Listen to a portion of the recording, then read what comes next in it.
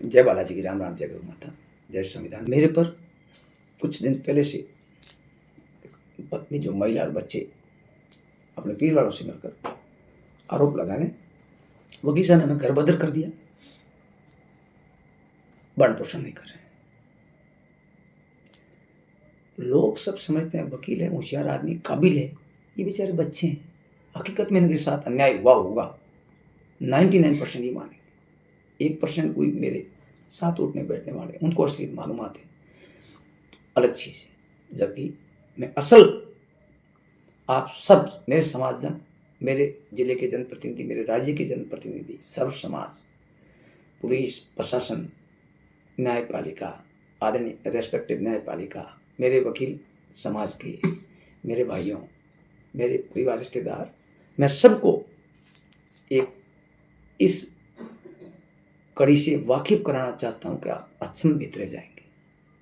मैं ब्लैकमेल होता रहा, मैंने देखा मेरा यहाँ नाम है, मेरी इमेज अच्छी, इज्जत है, लोग अलग अलग कयास लगाकर मेरा नाम खराब करेंगे, मैं सहन करता रहा। जबकि मैं पहले आकर इसी तरह दृढ़ संकल्प के साथ अगर मेरी बात रख लेता, शायद इतने दिन मेरे साथ ये घटनाएं नहीं होती। मैंने आज दिन तक मेरी नेक कमाई, ये मकान, इसके अलावा 2 मकान पास में, एक आगे एक यहाँ, कीमती लोकेशन है, आगे कोर्ट के पास हाईवे पर आधा बीघा जमीन 2 करोड़ रुपये बाजार कीमत की ली। समय रेटें नहीं थी, बाद में जिला रिफाइनरी आ गया, रेटें बढ़ गई। वो सबके साथ होता, कर्म नेकी की कमाई बढ़ती है। और 2 करोड़ 10-15 खरीदे, रिफाइनरी आ गई, आज 2-2 करोड़ रुपये उनकी रेट। मेरे घर में जो भी गाड़ी, कैंपर, स्कूटी वगैरह सारे मैंने मेरी पत्नी के नाम खरीद दी। बहुत खुश था, लोगों को कहता था मेरे बच्चों और पत्नी के 7 जन्मों की मैंने व्यवस्था कर दी है। अब मैं मेरी अगली जो कमाई नेकी में लगा हूँ, मैंने कोरोना के बाद में 100 गायों की गौशाला शुरू करके 1 रुपया किसी से चंदा नहीं लेना। मेरी नेक कमाई का हिस्सा दिल्ली टीम सेवा कर रही है, सब बाकी पे जिलेवासी, ठीक है। लेकिन इस दरमियान मेरी जो कीमती जायदाद मेरी पत्नी के नाम, उसकी भड़क मेरे ससुराल वालों को लग जाती है। मेरा साला पहले मेरे ऑफिस में वकालत सीखने आया, उसका चरित्र, उनके गलत लोगों के साथ संगत होने से मैंने मजबूरन उनको ऑफिस से निकाला। उसी बात की रंजिश, क्रिमिनल माइंड परिवार है उनका, सब जानते हैं, सब वाकिफ है। वो रंजिश रखकर बैठ गए। उस रंजिश के तहत बड़े बच्चे को चंगुल में लेकर फिर औरत को चंगुल में लिया और कहा ये जो प्रॉपर्टी आपके नाम की है वकील साहब आपको नहीं देंगे, आपके भाइयों वगैरह में बांट देंगे, आपके साथ नुकसान हो जाएगा। रोजाना षड्यंत्र रचते रहे। बच्चे आ गया उनके दिमाग में कि हो सकता है। उस षड्यंत्र के तहत राजीव, उसके पिता और राजीव की बहन कमली और एक कोर्ट में मेरा विरोधी जग जाहिर है वकील, इन सब ने मिलकर संपत्ति हड़प कर मुझे बर्बाद करने का षड्यंत्र रचना शुरू किया। सबसे पहला षड्यंत्र यह किया गया कि वकील साहब, घर के अंदर आप जो काम काज करते हो ना, आप जो भी दैनिक दिनचर्या जीते हैं, उसके वीडियो बनाकर हमें राजीव नकाब भेजते रहो। बच्चा अपनी माँ को पता नहीं कैसे अपनी और उस बातों में लगाकर, उनके षड्यंत्रों में आकर एक एक चीज़ का वीडियो बनाकर लेडीज भेज देती, पर बच्चा जो जयपुर पढ़ता उनको वो भेज देता उस अपनी मौसी कमली और राजू मामा वगैरह को। ये पूरी नज़र रखने शुरू कर दिए। इस तरह से हमें ध्यान ही नहीं।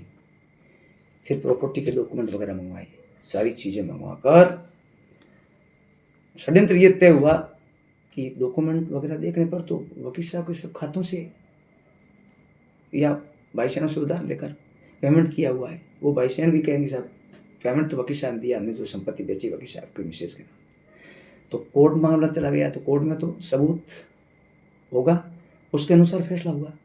तो यहाँ तो हमारा जमेगा नहीं किसी भी रूप में, वरना अगर वो ईमानदार होते तो उन्हें संपत्ति मैंने पैसे लेकर देकर खरीदी है, मेरी मिसेज के नाम की है, इसमें फ़र्क होता तो कोर्ट जा सकते थे। न्यायालय में किसी की नहीं चलती है, सब बराबर, गरीब से लेकर बड़े लोग। लेकिन उनको सब पता था, वो छोरा वकालत करता, और षड्यंत्र में जो वकील साथ में, वो सीनियर वकील है, पुराना वकील है, उन्होंने कहा ऐसे पार पड़ने वाले नहीं है, इसके घर में कोई चीज़ वीज रख कर इसको फंसाओ।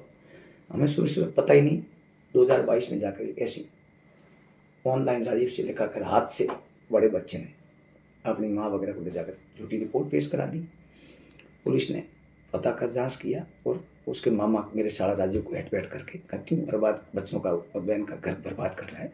तो साहब आज पिसके मैं नड़ ही नहीं जाऊँ, कोई बात नहीं। लेकिन वो इसी षड्यंत्र में लगा रहा दिन रात। उसने उसके बाद में दिनांक 12/4/2023 को अपने पिता ललिता बच्चों को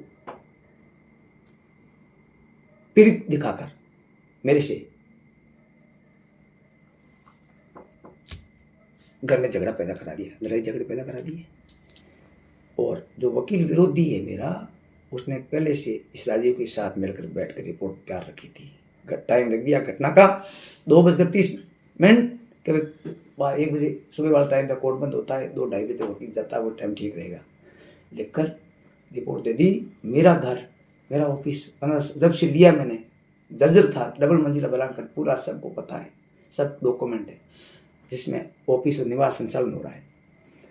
उसको मुलजिमानों का घर बताकर अधिकारियों को फोन करना शुरू कर दिया। उस वकील ने, बाड़मेर एसपी साहब जाते थे, जिला नहीं था, और साहब कि राजीव के पिता के घर में घुसकर चैनाराम ने झगड़ा करके जानलेवा हमला कर दिया। बदमाश वकील है। अधिकारी एक और बातों में आ गए। फिर एक ईमानदार या ऐसी तो थी, सैल्यूट करता, ठीक है।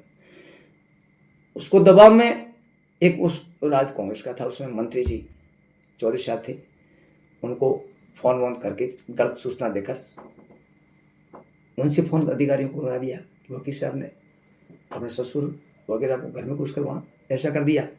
तब यहाँ जो एसओ साहिबा थी, उन्होंने अधिकारियों को सही अवगत कराया कि रेजिडेंस एंड ऑफिस वकील साहब का है, बच्चे भी साथ में रहते हैं, ये लोग आए, ये राजीव उसका बाप वगैरह ये लोग आए, इन्होंने आकर घटना की है और वकील साहब उस समय घर पर नहीं थे, ठीक है। बोलचाल में स्टाफ और उनके साथ बोलचाल वगैरह हुई है, दूध का दूध पानी का पानी हो गया। उसमें तफ्तीश में ये आया कि भी राजीव के सिखाने से ही ये पूरे मुकदमे वगैरह राजीव की बहन वगैरह ने किए। तो दूध का दूध पानी का पानी हुआ। तो राजीव इस ललिता को लेकर उस वकील लादूराम के पास गया कि साहब इस मुकदमे में तो कुछ नहीं हुआ, उल्टे अपन दोषी इसमें नतीजे में। तो एक तरीका है इसको इन्वॉल्व करना, तो इसमें तो आप अपने 2:30 बजे का लिख दिया, ये तो 4-5 बजे तक बाजार में था और जहाँ था कोई मीटिंग वगैरह वीडियो है। तो अब इस ललिता से एक रिपोर्ट एसपी साहब बाड़मेर को दिलाओ कि साहब मेरे को तो दहेज के लिए प्रताप करके रुपये मांग रहे थे, मारपीट कर रहे थे, इसलिए मैंने मेरे पिताजी को बुलाया, उनके साथ भी मारपीट करती, दहेज वाली धाराओं में ये मुलजिम बन जाएगा। तफ्तीश में दूध का दूध पानी का पानी हुआ, मैं बेदाग निकला, वो ही पीर वालों के शिखाव में आकर ये सारे आरोप लगाना साबित हुए। इसके बाद में हम हमारे काम लग गए और उनको अकल आ गई होगी कि भी गलत नहीं चलता है। हमारा 24 घंटा व्यवस्था रहती है, अनेक फाइलें लोगों के उस कामों में लगे रहते हैं, जबकि वो अपने षड्यंत्रों में निरंतर लगे रहे अति गंभीरता से। उनका मकसद येन कैन मुझे कहीं पर फंसाकर ये लाखों करोड़ों की संपत्ति हड़प कर तुरंत बेचकर आधे पोड़ों में अपना इलम कर लेंगे। ये संपत्ति मेरे औरत के नाम, बच्चों की संपत्ति, मेरी संपत्ति अगर नहीं होती लिखी हुई मेरी पत्नी के नाम रजिस्ट्री, तो ये राजीव कुमार वगैरह इनसे राम राम भी नहीं करते। जग जाहिर उनके गांव में जाकर पता कर लो, कभी इन्होंने चाय अपनी बेटियों को या रिश्तेदार को पिलाई हो, पूरा गांव जानता है, कोई घर नहीं जाता उनके। अकेले बाप बेटे, शाम को बाप रोटी करता है, 10-11 बजे बेटे को जिमाता है, औरतें घर की कहाँ है क्या है, जग जाहिर है, ठीक। अब उस इतनी षड्यंत्रों घटनाओं से भी इनका पेट नहीं भरा, मकसद हल नहीं हुआ, उनका प्रॉपर्टी लेनी येन कैन करके। तब इन्होंने बालोतरा के हार्डकोर अपराधी हर्षदान चौहान एक गरीब दिहाड़ी मजदूर बेचारा दलित में एक बार दिहाड़ी मजदूरी करा था, सबको ज्ञात होगा। मामूली कहा सुनी से चाकू मार दिया। उस हर्षदान चौहान वो रिश्तेदार, उनका जो मददगार है, उनको षड्यंत्र में शामिल करके सबसे पहली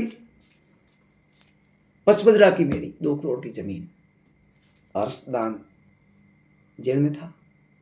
हर्षदान से ये दोनों वकील जाकर मिलकर आते, फिर फोन पे बातें होती, फिर हर्षदान का पिता मिलकर आया और पिता से हर्षदान की बात फाइनल होने के बाद इन वकीलों से मिलकर हर्षदान के पिता ने, वकीलों ने, राजीव वगैरह ने हार्डकोर अपराधी हर्षदान चौहान बालोतरा जिले का टॉप 1 संभाग जोधपुर का शायद टॉप 1 इस कंडीशन का अपराधी, जिसके रिश्तेदार सुरेंद्र सिंह चौहान पारलू, जिस पर अनेक मुकदमे हैं, उनके नाम मेरी पत्नी से बेचान इकरारनामा लिखाया। बच्चों को कहा, पत्नी को कहा, हम जिनको कहें बदमाश के नाम बेचान इकरारनामा लिख दो, बदमाश के मौका पाकर कब्जा कर लेंगे, और वकील विरोध करे या कोर्ट में जाने की कोशिश करे तो आप उस थाने हल्के में जाकर एक रिपोर्ट दे देना वकील के खिलाफ, साहब में पढ़ता रहते हैं, हम बच्चे हैं वगैरह वगैरह, निकाल दिया दहेज मांग कर, रुपये मांग कर, वकील दबाव में आकर ब्लैकमेल हो जाएगा। 5 साल से सेम रिपोर्ट, सेम टाइप की घटनाएं लगातार चल रही है। वो आगे अपराध कर रहे हैं, मैं कानून के सहारे मेरा बचाव कर रहा हूँ, और एक एक सबूत सबके सामने पता कर लेना। मेरी जिंदगी की पूरी कमाई मैंने के नाम विश्वास करके की, और उन्होंने कैसे षड्यंत्र रचा। उस सुरेंद्र सिंह चौहान ने नोटिस जरिए अखबार भेजा, वकील सिया चौधरी जेबी सदन, 7 दिन के भीतर कोई आपत्ति हो तो तहसीलदार पुष्पदार साहब के पास पेश करें, वरना हम रजिस्ट्री करा रहे हैं वगैरह वगैरह। मौके पर बदमाश हार्डकोर की जो गैंग कैसे होते हैं आपको पता है, ब्लैक गाड़ियों में 3-4 भरकर आकर रात को पूरा तोड़ फोड़ करके लाखों रुपए का अंदर से ये वगैरह काम चल रहा था, उठाकर ले गए। सुबह एकदम साफ और निर्माण करना शुरू कर दिया। हमने थाने रिपोर्टें दी, वो जांच कर लो, मेरे पैसों से खरीदा हुआ है, ये गलत लोगों के चक्कर में पड़कर हमारे साथ अन्याय कर रहे हैं। हमें रिपोर्ट की जांच कराने की आवश्यकता नहीं पड़ी, भगवान ने हमारी सुनी। उस 7 दिन की अवधि का कहा, उस 7-8 दिन के अंदर वो सुरेंद्र सिंह चौहान एक अजीत के खानदानी रावण परिवार और एक अजीत गांव के सरकारी कार्मिक कलवी चौधरी, उन दोनों पर फायरिंग और हमला करने के, जानलेवा हमला करने के आरोप में जेल चला गया। 1.5 महीने से जमानत हुई। जमानत होते ही वापस आकर 5-10 दिन तक हर्षदान के पिता और इन सब ने मिलकर गाड़ियाँ घुमाई, धूमधाम किया, वकील डर जाए हाथ किसी खींच ले तो हमें संपत्ति मिल जाए, और षड्यंत्र साथी तरीके से मेरी और तो दोनों बच्चों के खाते में थोड़े थोड़े पैसे डाल दिए, बाकी पैसे राजीव कुमार और उस वकील होगा जो 20 में लोग थे उन्होंने ले लिए, और इस टाइप का बात करना शुरू कर दिया। मैंने मेरे समाज को या सब समाज को या मैंने किसी को कुछ नहीं कहा, मेरे परिवार का मामला है, मुझे शर्म आ रही है, ठीक, किस मुंह से मैं जाऊं, मेरी गलती हुई, विश्वास किया, लेकिन मुझे ये निर्णय में चूक हो गई। मुझे विश्वास अच्छे घर की, उस घर को पीछे देखना था, पीर वालों को, लेकिन मैंने भरोसा कर लिया और इतने षड्यंत्र में रखकर कराया, पता ही नहीं चलने दिया। उस हार्डकोर अपराधी के पिता 5-5 गाड़ियां लेकर आगे गाड़ी में वो बैठते हैं, पीछे राजीव का बाप, राजीव की बहन और बच्चे औरत वगैरह बैठकर गाड़ियां घुमा रहे हैं। बागुनी सैंड के भूमाफिया तत्व, पालू के भूमाफिया तत्व, और एक बहुत बड़े एमएलए साहब एक जाति के, उनका बहुत बड़ा पीछे पोस्टर लगा हुआ स्कॉर्पियो गाड़ी है। मैं बेचारे का नाम नहीं लूंगा क्योंकि तो पता ही नहीं होता कौन लगा कर चला जाए, ठीक है। इस तरह करके आपराधिक घटना खारिज की, लेकिन वो जेल चला गया, और बाद में उसने अपना पैंतरा बदल दिया कि कानून के घर देर है अंधेर नहीं है, कि इससे सामने से झगड़ा करके नहीं ले सकते। जैसे उनको ये भी मालूमात हो गया कि वकील साहब ने जो जो संपत्ति अपनी पत्नी के नाम करवाई है, उनके खातों से पेमेंट दिया हुआ, और उन्हें सब संपत्तियों के बेचान इकरारनामे भी वकील साहब ने अपने पास सुरक्षित रखे हुए हैं। ये कोई नकल किसी ने पढ़ ली या मैंने भी पढ़ाई होगी, वो चीज़ है, घरेलू मामला है, तो उसने पर्दे के पीछे आकर इन और राजू वगैरह सबको कहा अब आप खुले में हमें मत रखो, इस तरह कोई नुकसान हो जाएगा, कोई और चीज़ बन जाएगी, आप मौका देखो, कोई अपने से मिलावट करने वाला अधिकारी आने दो। इस दरमियान ये षड्यंत्र करते करते एक दिन औरत और बच्चे ने, हम सब ने पहले ठीक रिश्ते थे तब याद है कि मैं बच्चों के साथ जयपुर चले जाऊँगा पढ़ाने, दूसरा बच्चा आप और माँ बाप वगैरह जो भी इधर रहते हैं ऑफिस सेवा के लिए कोई रखो सेवादार। ये तय हुआ, छोटे बच्चे ने सेवादार रखे। सेवादार बच्ची बीमार थी, छोटा बच्चा अपने स्कूटी पर साथ में, सबको पता है, सफा खाना लेकर गया, वहाँ वीडियो है, सारे दस्तावेज है, इलाज करा के लाया, इलाज कराकर वापस लाकर हम सब स्टाफ परिवार के साथ सब बैठे चाय पानी करके समाचार पूछ रहे थे, हिम्मत रखो बेटा सब ठीक होगा, बढ़िया इलाज लग गया, आप टेंशन मत करो, ठीक है आपकी और सही से बुखार वगैरह उतर जाएगा। इस दरमियान उन बेचारे छोटे वाले बच्चे को बड़ा बच्चा उस राजीव वगैरह के इशारे, ललिता के इशारे एंगेज कर रहा था, तो यहाँ रुक कर एक एक चीज़ का फोटो भेजता रहे। उस बच्चे ने अपने फ़ोन से फोटो भेजा उनको। वो फोटो भेजने के 4 दिन बाद में इस राजीव वगैरह ने कहा कि ये फोटो बहुत बढ़िया आधार बन सकता है इस वकील को बदनाम करके संपत्ति हथियाने का, और समाज और प्रशासन में मैसेज चला जाएगा, यार गलत आदमी तो गलत जगह देकर बैठा है, परिवार को बेचारे को भगा दिया होगा। 5 जनों के फोटो एक ही जगह बैठे हुए में से 2 फोटो मेरी हमारी सेवादार के कट करके राजीव इस लड़के खुमा के घर पर खुडाना में बैठकर सबने मिलकर तैयार किए। उसमें कुछ आपके यूट्यूबर मीडिया वाले भी इनकी बातों में आगे शामिल हुए, उन्होंने काफ़ी लोगों ने फिर बाद में समझ के डिलीट भी कर दिया होगा कि गलत किया है, उन्होंने एडिट करके बदनाम कर दिया, अरे वकील साहब ने सब किसी को घर में रख दिया, हमको निकाल दिया। पुलिस ने तफ्तीश की, दूध का दूध पानी का पानी हुआ। बूढ़े माँ बाप है, गायें हैं, मैं सुबह शाम इस एज में हमें घर में परिवार में कोई न कोई 30 दिन भर में मजदूरी करते हैं, हम आज से उनकी तरह बनाकर खावे बर्बाद हो गए तो बढ़िया, ब्लैकमेल कर दिया, हमने कार्रवाई नहीं कराई, हम मुकदमा करते तो जेल जाते। प्रथम दृष्टया पूरे सबूत मौजूद हमारे पास, लेकिन हमने देखा सुधर जाएंगे और ठीक मैसेज नहीं जाएगा। एक बार कहने लगे होंगे, 2 बार 3 बार, हम दया भाव करते गए, सुधरने का अवसर देते रहे। उन्होंने दिन ब दिन षड्यंत्र में जोर रखा। उसी बच्चे ने षड्यंत्र जो वीडियो बनाया संजय ने, उसी बच्चे ने मुझे फोन करके कहा, पापा जी जितेंद्र के पास सांचौर साइड के अनेक ऐसे तत्वों के फोन आ रहे हैं कि कब्जा करके बदमाशों को बेचने नहीं दे रहे हैं, अब ये बेचकर आपके पास पैसे, वहाँ जयपुर मकान फॉर्चूनर वगैरह नहीं होगी तो बाद में क्या काम आएगी, या भाई भाई कोई पता नहीं पारिवारिक मामला हो बांट ले, इतनी नाम की प्रॉपर्टी टपकाओ, वकील को मार दो, सबसे बढ़िया इलाज ये, नहीं तो जब तक जिंदा रहेगा आपको ये बेचने नहीं देगा। आपके मामा वगैरह किसी को आपने पता किया है कि रिकॉर्डिंग मौजूद है, लेकिन मैंने देखा ये बच्चे ही मुझे मेरे में डर पैदा करने के लिए मुझे फोन करता होगा। बच्चे ऐसा थोड़ी करेंगे। मुझे फिर भी भरोसे वाले मैं एंगल पे रहा। वापस फोन आया, फलाने नेता के पास गए, जयपुर मिर्दा जी रहते हैं, कोई बूढ़े कांग्रेसी MP जीते हुए, उनके पास गए हैं, फोन कराया है, चूरू MP साहब के पास गए हैं। लेकिन मुझे विश्वास था जिम्मेवार आदमी, सब समझता, घरेलू मामलों में शायद वो निर्णय कर देंगे पूरी सुनकर भी, ठीक है, या फोन करेंगे तो जो उनका आदेश होगा लीगल में पालना के लिए तैयार। सब बेनीवाल साहब के पास जाकर दिल्ली सेल्फी खींच कर भेज देते हैं, वहाँ अलग ही रोना रोते होंगे। जगह जगह रविंद्र सिंह जी के पास, ऐसी कोई जगह नहीं छोड़ी। वो कॉलेज अध्यक्ष, क्या नाम है, ठाकुर साहब, जोधपुर जेनवी वाला, वहाँ वो लड़की कमली और ये महिला वगैरह सब जा प्रोफेशनल, और षड्यंत्र चालू रखा। लोगों में एक ही मैसेज दिया कि वकील साहब ने घर बदर कर दिया है, हम और हमें कुछ दे नहीं रहे, रुलते फिरते हैं, मैं मेरे बैंक खातों की डिटेल देने के लिए तैयार हूँ, जितने पैसे मेरे ससुर और साला ने देखे नहीं होंगे, इतने उन्होंने 10 सालों के अंदर उड़ा दिए मेरे खाते से डाले हुए पैसे। ठीक है। और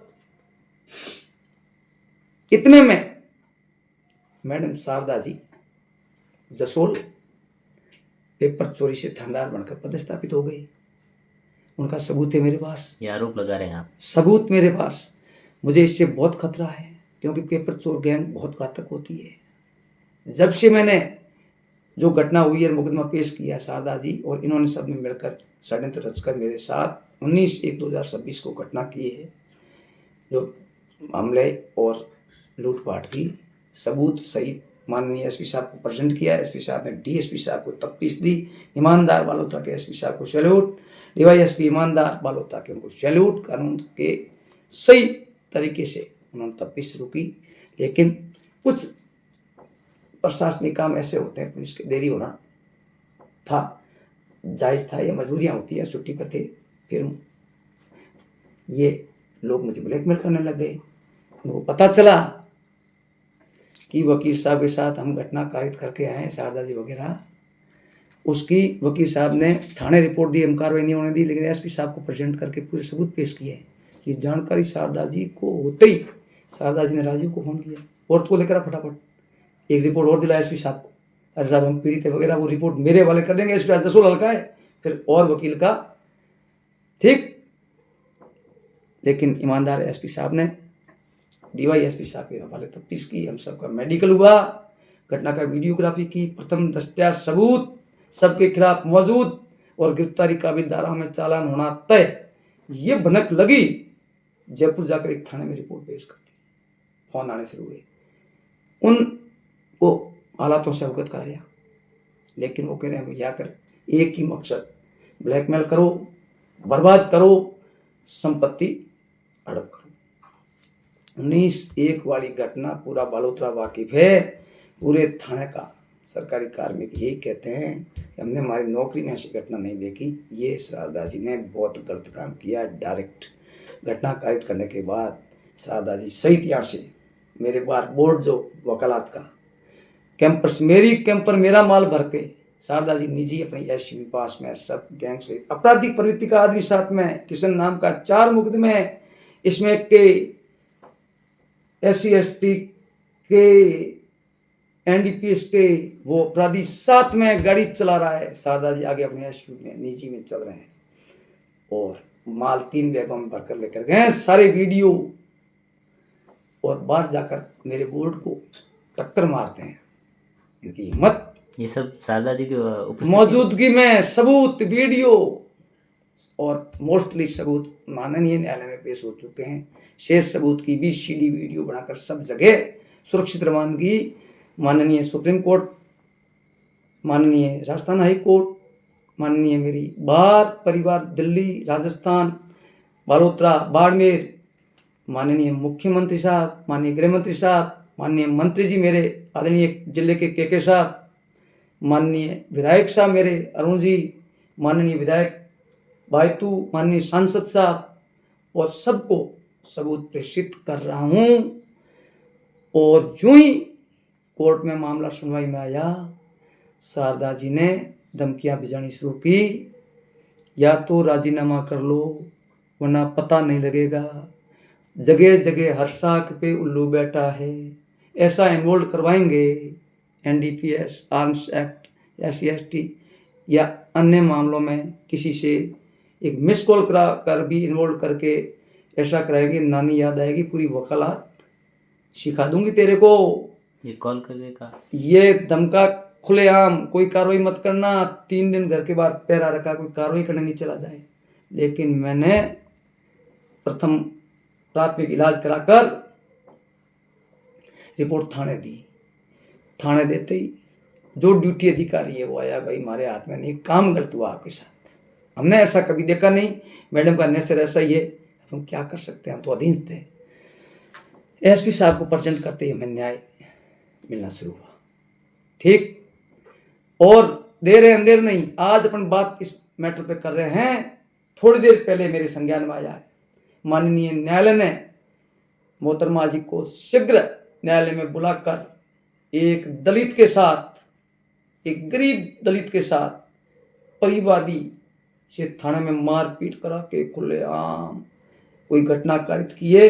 मैं मामला न्यायालय में जब तफजीज है, विशेष में मैं कोई पक्षकार का वकील नहीं, ज़्यादा नहीं बताना चाहता हूँ, लेकिन हमारे संज्ञान में आया क्योंकि अखबार वाला वो पत्रकारों ने भी लिखा है। और मैं ऑथेंटिक तब कहना चाहूँगा जब मेरे पास ऑथेंटिक नकल आ जाए। और लेकिन जो बालाजी की कृपा और गौ माता की कृपा होने लगी है, उनकी लाठी। एक और कह रहे हैं कि ऑथेंटिक चीजें आनी बाकी है, एक और कह रहे हैं कि जो पेपर वाला नहीं जी। आज जो जो मेरे साथ घटना की नेतृत्व करता है ना शारदा जी, उनके साथ आज कोई न्यायालय ने उनकी गलती पकड़कर उनके कृत्यों का कोई संज्ञान की श्रेणी में माना है, फटकार लगाई है। ये रिकॉर्ड डेट मामला है और मेरा मामला डीवाईएसपी साहब के पास और माननीय न्यायालय में चल रहा है। सारे सबूत पेश कर दिए गए हैं। मेरे साथ जो घटना घटी है वो पूरे सबूत, घटनाएं, इंजरी, करोड़ों की लूट, माल, 40 तोला सोना, रुपए, सारे अलामात मैंने कोर्ट में सबूत पेश किए घटना के हमले और लूट के।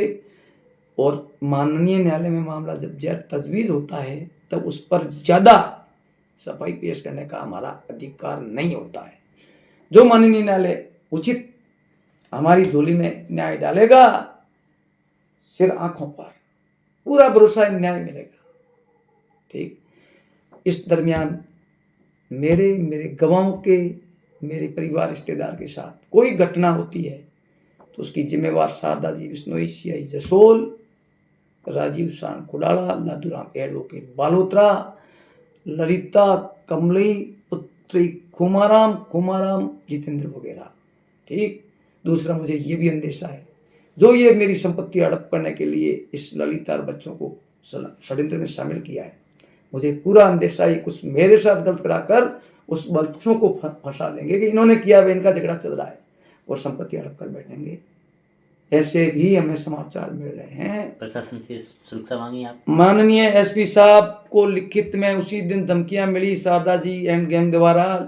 मैंने प्रशासन से लेकर भेजा। माननीय न्यायालय में हमारी सुनवाई चल रही है, हमें हमारे गवाह को सुरक्षा दी जाए, हमें सुनवाई का अवसर दिया जाए।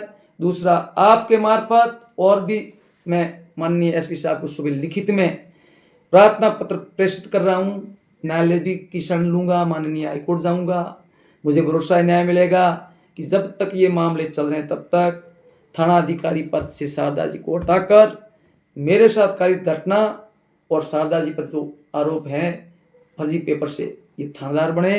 दोनों की जांच तक इन्हें थाने पर जिम्मेवार पद से वंचित करके लाइन भेजा जावे और हमारे साथ मेरे घटना के सबूत नष्ट करके हमारे साथ कुछ भी घटना कर सकते हैं। दूसरा, माननीय एसपी साहब, डीजीपी साहब, मुख्यमंत्री साहब के संज्ञान में लाना चाहता हूँ, माननीय सुप्रीम कोर्ट, हाई कोर्ट के चीफ जस्टिस साहब और बार के, कि मैं पूरा हकदार हूँ, हार्डकोर अपराधी। और इस तरह पेपर चोरी वाली एसएसओ मेरे हल्के की से मिलकर इस गैंग ने करोड़ों की संपत्ति का मामला है। मैंने लीक कोर्स छोटी कोड़ियों के बाबू, लेकिन मेरा कर्म था, जिला हो गया, रिफाइनरी आगे रहने बढ़ गई।